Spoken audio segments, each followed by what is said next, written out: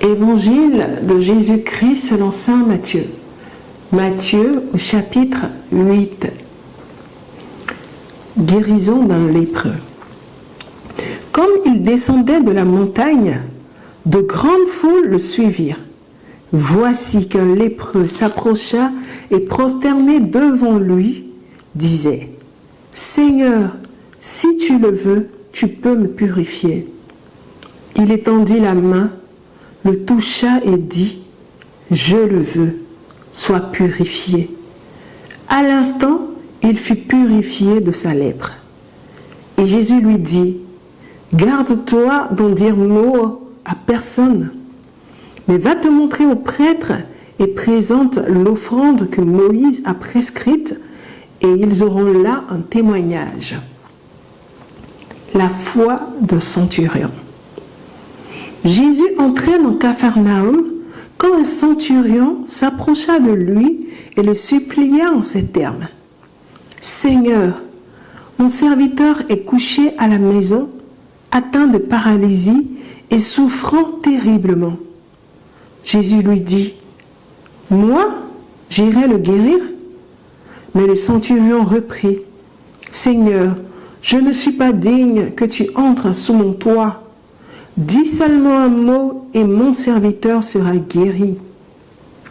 Ainsi moi, je suis soumis à une autorité avec des soldats sous mes ordres, et je dis à l'un : va, et il va, à un autre : viens, et il vient, et à mon esclave : fais ceci, et il le fait. » En l'entendant, Jésus fut plein d'admiration et dit à ceux qui le suivaient : « En vérité, je vous le déclare, chez personne en Israël, je n'ai trouvé une telle foi.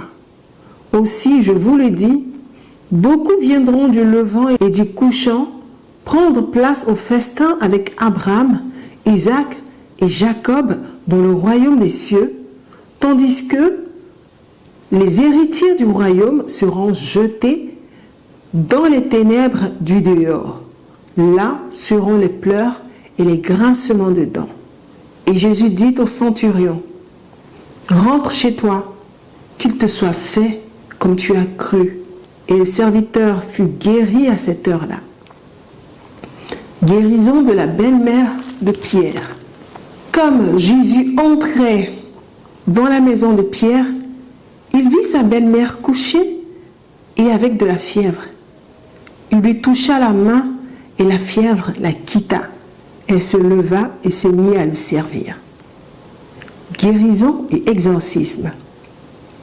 Le soir venu, on lui amena de nombreux démoniaques.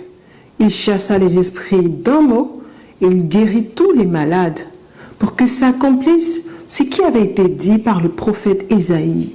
C'est lui qui a pris nos infirmités et s'est chargé de nos maladies. Pour suivre Jésus. Voyant de grandes foules autour de lui, Jésus donna l'ordre de s'en aller sur l'autre rive.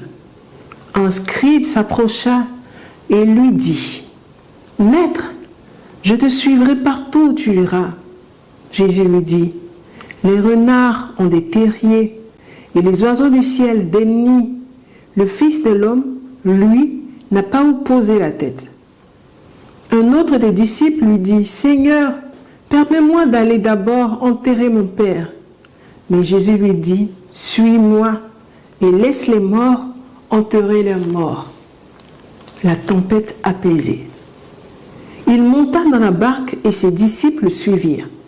Et voici qu'il eut sur la mer une grande tempête, au point que la barque allait être recouverte par les vagues.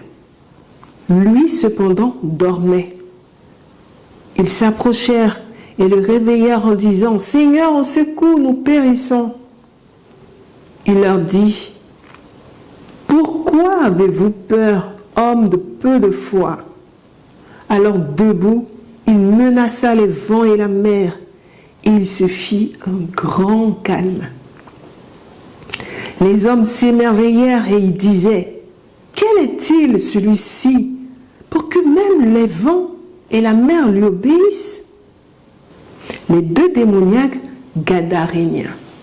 Comme il était arrivé de l'autre côté, au pays des Gadaréniens, vinrent à sa rencontre 2 démoniaques sortant des tombeaux, si dangereux que personne ne pouvait passer par ce chemin-là.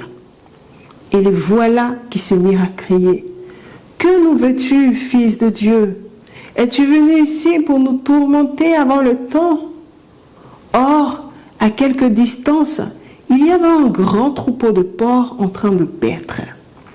Les démons suppliaient Jésus, disant: « Si tu nous chasses, envoie-nous dans le troupeau de porcs. » Et il leur dit: « Allez !» Ils sortirent et s'en allèrent dans les porcs. Et tout le troupeau se précipita du haut de l'escarpement dans la mer, et ils périrent dans les eaux. Les gardiens prirent la fuite, s'en allèrent à la ville et rapportèrent tout, ainsi que l'affaire des démoniaques. Alors toute la ville sortit à la rencontre de Jésus. Dès qu'ils le virent, ils le supplièrent de quitter leur territoire. Acclamons la parole du Seigneur. Louange à toi, Seigneur Jésus.